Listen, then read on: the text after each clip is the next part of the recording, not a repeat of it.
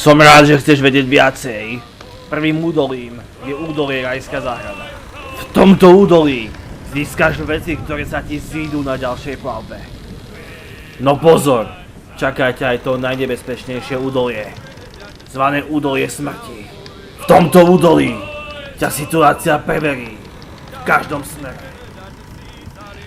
Budeš musieť používať karty, ktoré zvykneš využívať na obranu, ale i útok proti iným korzárom.